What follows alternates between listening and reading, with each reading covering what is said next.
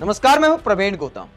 दोस्तों, हिंदू धर्म के चारों शंकराचार्य इस बात से नाराज हैं कि भगवान राम के मंदिर के नाम पर मोदी भक्ति का खेल खेला जा रहा है, चुनावी इस्तेमाल किया जा रहा है।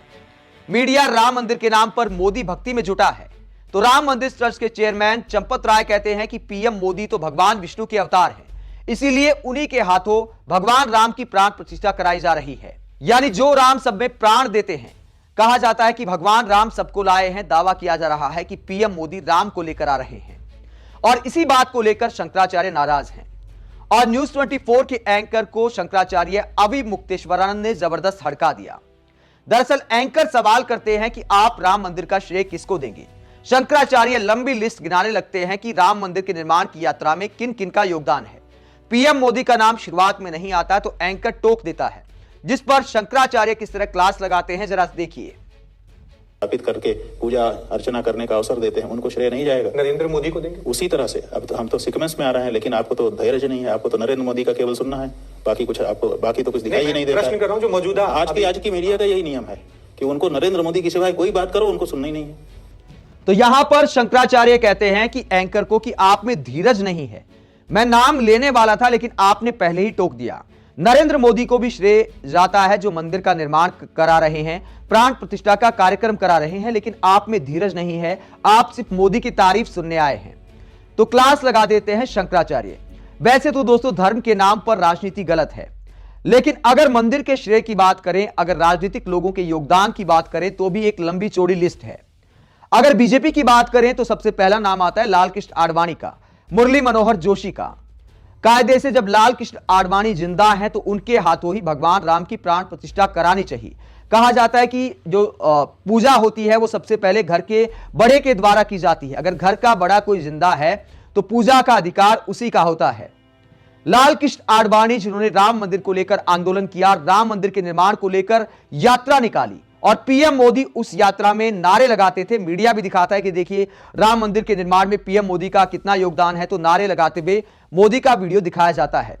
लेकिन पीएम मोदी ने जिनकी यात्रा में नारे लगाए उनकी आखिरकार अनदेखी क्यों की जा रही है। लाल कृष्ण आडवाणी की कहीं कोई चर्चा नहीं।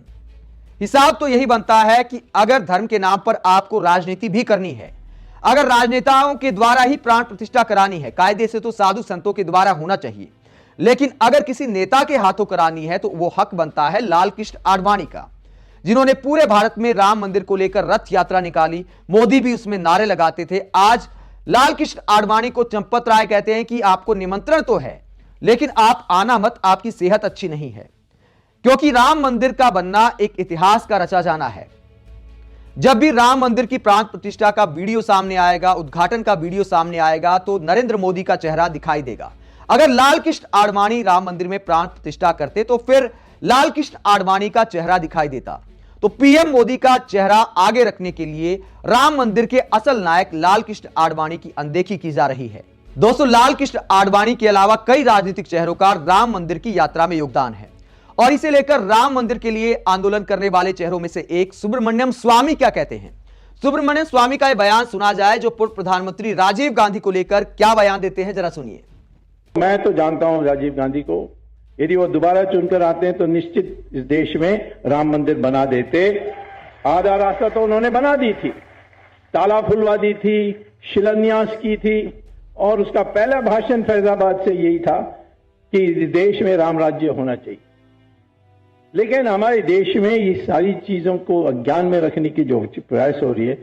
तो सुब्रमण्यम स्वामी कहते हैं कि लोगों को अज्ञानता में रखने की कोशिश की जा रही है। राजीव गांधी ने मंदिर का ताला खुलवाया था, अगर दोबारा प्रधानमंत्री बनते तो मंदिर भी बनवा देते। सुब्रमण्यम स्वामी का यह बयान दिखाता है कि जो लोग कांग्रेस को राम मंदिर विरोधी या फिर हिंदू विरोधी बताते हैं वो किस तरह अज्ञानता में हैं। हालांकि धर्म के नाम पर किसी भी दल को राजनीति नहीं करनी चाहिए। सुप्रीम कोर्ट का फैसला आया, मंदिर बन रहा है, यह मुद्दा यहीं पर खत्म हो जाता है। लेकिन जिस तरह राम मंदिर के नाम पर राजनीति की जा रही है और बिना पूरे निर्माण के ही राम मंदिर की प्राण प्रतिष्ठा की जा रही है, और जिस तरह भगवान राम से ज्यादा कई मीडिया एंकर बीजेपी नेता पीएम मोदी की भक्ति करते दिखाई दे रहे हैं, वो साफ तौर पर दिखाता है कि शुद्ध राजनीति की जा रही है।